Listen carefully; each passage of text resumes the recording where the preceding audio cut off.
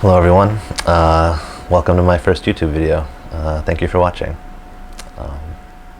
So why am I making a YouTube video right now? Basically there are just some things that I want to get off my chest and share with you because I think they're extremely important. So today is September the 11th. It is the 15-year anniversary of the attacks on New York City and Washington. And basically my story is when the attacks happened, I was studying for a degree in international relations and comparative religion. I was looking to get a job at the State Department, something along those lines. This has always been the kind of stuff that fascinated me, and which is why I was trying to pursue it as a career. So it was something that was basically greatly of interest to me, as it was to many Americans when the event happened, to figure out what had just happened, why it had happened, who was responsible, and how can it be prevented from happening again.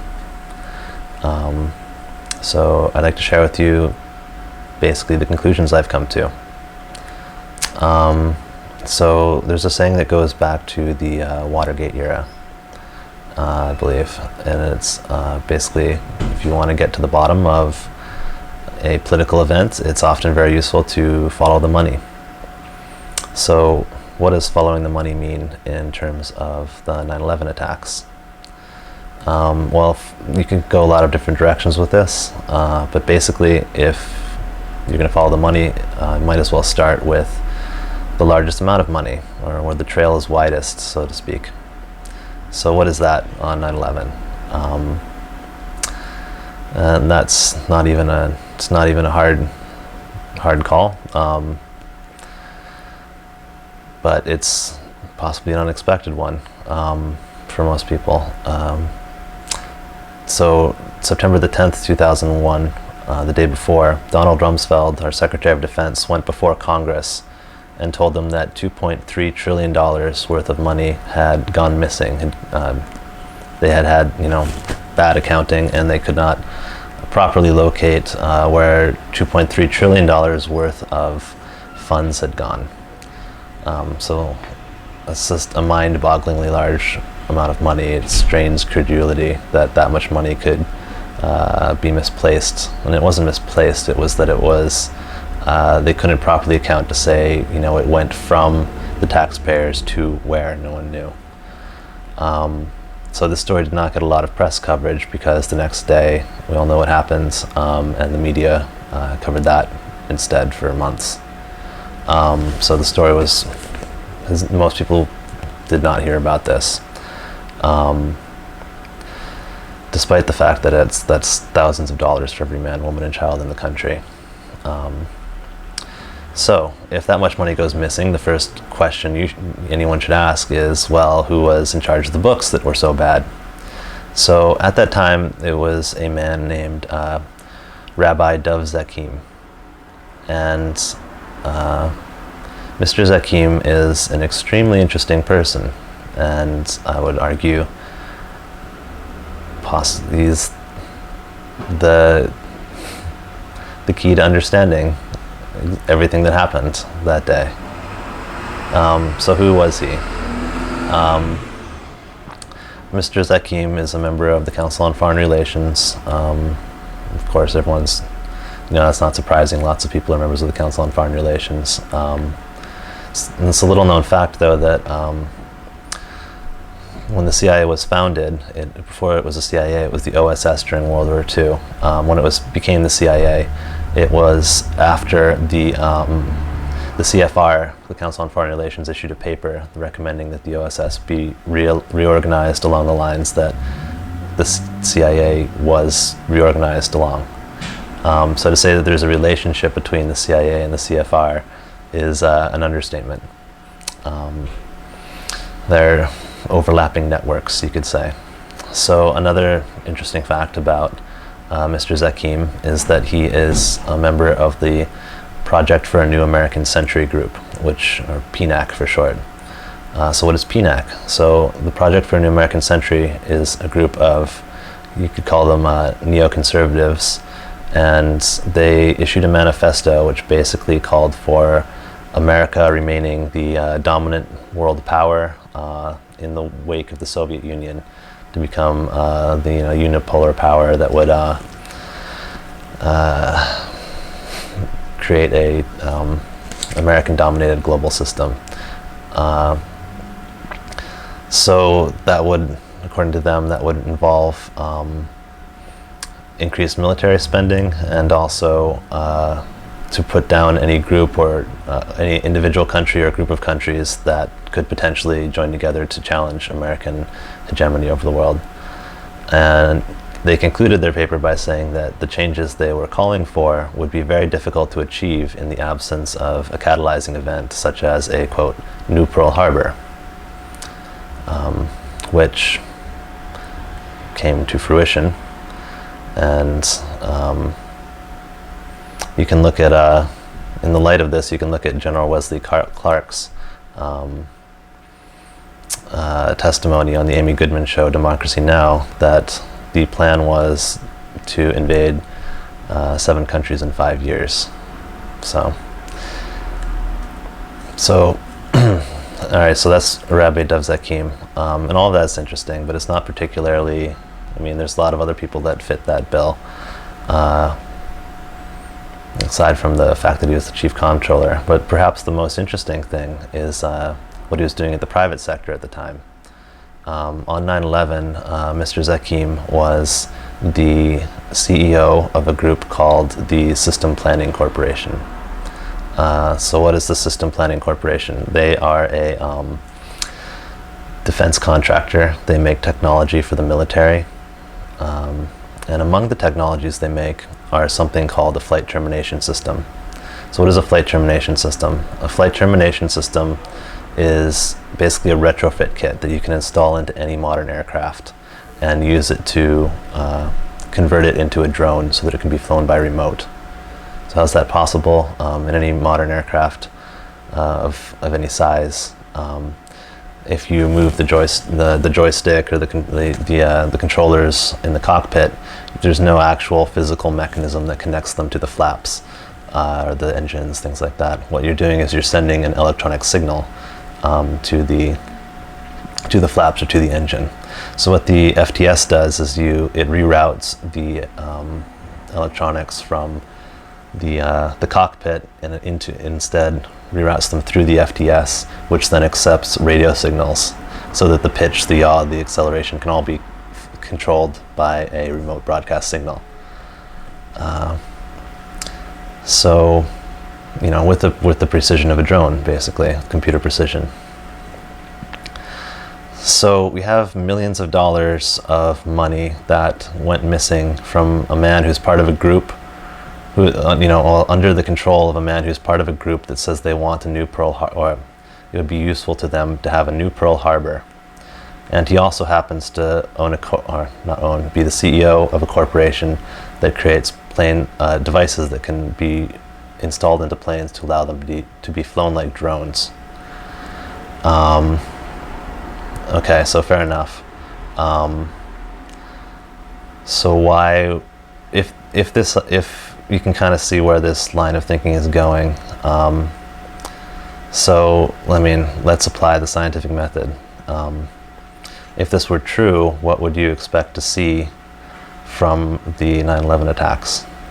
Well, if the money goes missing from the Pentagon, it's going to have to be given to someone else. There's going to have to be a means to get it off the Pentagon books and then onto someone else's bank account. So how would that be facilitated without raising eyebrows? It's going to be a bit strange, raise red flags, leave a paper trail. The Pentagon's just saying, here's a giant check, Mr. So-and-so, for who might, in a way that wasn't approved by Congress.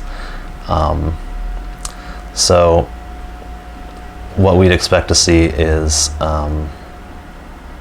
the terror attacks were on the World Trade Center, which is the financial hub of the United States at the time. So two people worth looking into are, Professor Mark Chesney of the University of Zurich, who documented a huge surge in short sales, put options, basically bets that the stocks of different companies will go down. And the huge surge you saw were in United Airlines, American Airlines, Boeing, and some of the banks that were in or around the World Trade Center. Statistically impossible that this is just a chance, that this is basically evidence that there was foreknowledge among people who were betting that these stocks would go down. But honestly, I think that's a bit of a sideshow. If you look at the other targets of the attacks, the planes flew into the, if you look at where the highest numbers of casualties were in different companies and where the planes actually hit, the highest number of casualties on 9/11, if any company, was a company called Cantor Fitzgerald. And not too far behind was a company called Euro Brokers. Cantor Fitzgerald and Euro Brokers are both bond brokerages. They both deal with government bonds. Yeah, so what? So if you look at what the president, George W. Bush, was doing, the first thing he did after 9/11, his first official act as president, was to invoke the Section 12K of the Security and Exchange Commission Act. The Security and Exchange Commission Act basically, this section basically gives the SEC, it says that if you who usually checks the authenticity of government bonds that are issued and looks for financial fraud, investigates in financial fraud, it basically says that bonds could be cleared without the normal checks and balances, or without the normal checking whether a bond is authentic, whether the bond was issued properly, and who is receiving the money. And then another person who's very interesting in this regard is, or company is, there's a company called Convar. Convar was charged to, they're a digital data reclamation company, and they were charged to look through a lot of the hard disks that were recovered from the Trade Center and see if they could recover any data from these financial companies that were there. And a man called Richard Wagner, who worked there, said that his company Convar concluded that over $100 million worth of illegal transactions had surged through the computers of different financial firms in the World Trade Center in the hours before they collapsed. So we're starting to see a picture come together here, where money was funneled out of the Pentagon through financial corporations and to people who are unknown, and it's done in a way that this could be done without leaving a paper trail. It was once the towers came down in Euro Brokers, for example, the offices had the planes smashed directly into them, and a majority of the employees were killed. So anyone who might have been noticing something unusual going on through the computer system were most likely not going to be able to tell anything. So something that gets a lot of attention about 9/11 is the third tower at the World Trade Center, World Trade Center 7, collapsed without hitting a building. There's also a fourth plane that fell down fell down over Shanksville, Pennsylvania. If it was targeted for a building, it didn't reach it, and we have a building that fell down without a plane hitting it. So what was in World Trade Center 7? It was, among other things, aside from a CIA office, there was the SEC had a major office there where they kept records of investigations that were ongoing, evidence, etc. And they had to drop hundreds of cases because they had lost thousands of files related to the cases that they were investigating. So again, the SEC is losing information regarding to potential financial fraud. So the final building, the Pentagon, where did the plane hit, and what was the plane doing hitting the Pentagon? So if you look at how the plane actually hit, the easiest way to hit the Pentagon for the if the plane had been hijacked would be for if the Pentagon's here, would be for the plane to go directly down and hit the Pentagon. If that had happened, it would have hit the side of the Pentagon where Donald Rumsfeld had his office, and he was in his office on that day. But that's not what we saw. What the plane did instead is it came in and did a descending corkscrew maneuver to hit the Pentagon on the far side of Donald Rumsfeld's office. And then what did it hit there? Among other things, it hit a Pentagon accounting office where presumably records were kept. So again, what do we see? We see records being destroyed, financial records being destroyed at the Pentagon, at financial trading companies, and missing money from the Pentagon. Now they say over 90% of the missing money was eventually recovered. They tracked it down and they figured out where it got spent. That still leaves hundreds of millions. The hundreds of millions that Richard Wagner said were surging through the computers at the World Trade Center. It still leaves plenty of room, and it leaves question. I think it should make us ask: was there 2.3 trillion missing, or are they just saying that so they can later say, well, we found most of it? But really, the goal was to shift hundreds of millions through the World Trade Center.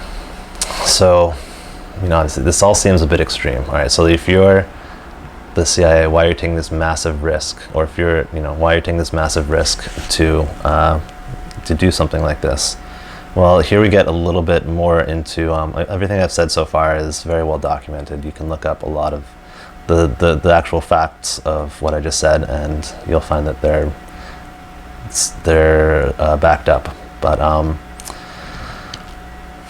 this is what I'm about to say is a little bit more of speculation, but the speculation is that the CIA had been issuing 10-year government bonds, that they had objectives that they wanted to achieve, and they felt that they needed millions of dollars, hundreds of millions of dollars to achieve them, and they could not go to Congress to get them, or they would not be able to. So they decided to print up their own fraudulent government bonds, 10-year government bonds, which would have been issued in 1991 under President George H.W. Bush, and they would have been coming due in 2001. And if that was the case, then it would have been a massive constitutional crisis that threatened the existence of the CIA itself if it came to light that they were basically running their own private printing presses. So if that were the case, they would need to cover their ass. That would give them incentive to do something that maybe some of them think is unpalatable but necessary to preserve the agency and national security as they potentially see it. At the same time, I think the reason most Americans have a hard time believing that something like this could be the case is they have a hard time believing that people who work for the governments could be, that at least the few dozen that you would need to coordinate something like this are capable of doing something like this to their own country. And that's a reasonable thing to say. And I'll tell you, if I was planning something like this, I would want to farm out a lot of the dirty work or a lot of the grunt work to people who might have less qualms with doing something like that, meaning foreign intelligence agencies or foreign intelligence people, especially if you can of course, to do that, to participate in something like that, there would have to be a quid pro quo. Which, for example, if you were to hire some people from the Israeli intelligence services to participate in, say, preparing the buildings, preparing some of the financial transactions to go through, you would need to give them a reason why they're doing that. And I think one of the big mysteries about 9/11 aside from the event itself, is how on earth it led to the invasion of Iraq. We all know that Iraq, Saddam Hussein, and Israel, to say that they weren't friends is putting it mildly. Saddam was launching Scud missiles at Israel during the first Gulf War. He would whip up nationalist sentiment against Israel to kind of consolidate his rule. They did not have a friendly relationship. But suddenly, after 9/11, despite Saddam having absolutely nothing to do with the attacks, the United States goes and invades them, takes out Saddam, and Iraq becomes no longer a threat to Israel. So it kind of brings us back to the guy at the center of all this, Rabbi DOV ZAKHEIM.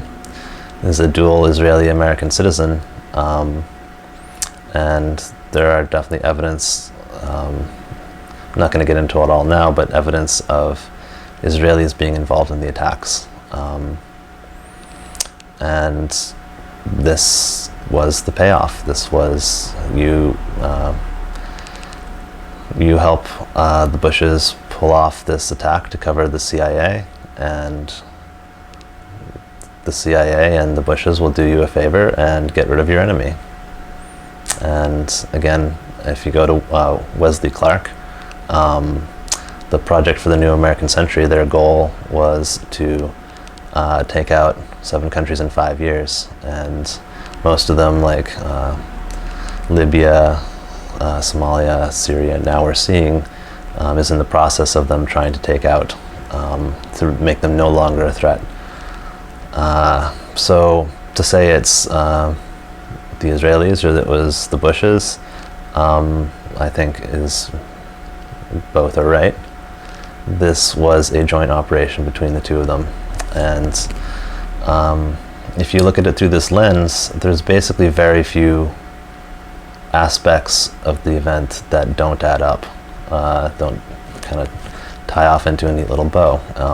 And this is to say that there's not also Saudi involvement. I mean, Saudis didn't like Saddam either.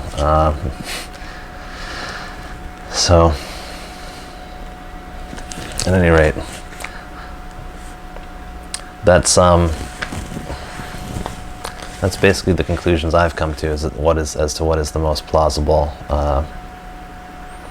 scenario, and I hope to be making future videos to explain this in a little bit more depth. But I think these are the kind of questions we need to be asking, and hopefully this will be something that we continue to press on to talk about and investigate. So thank you for watching.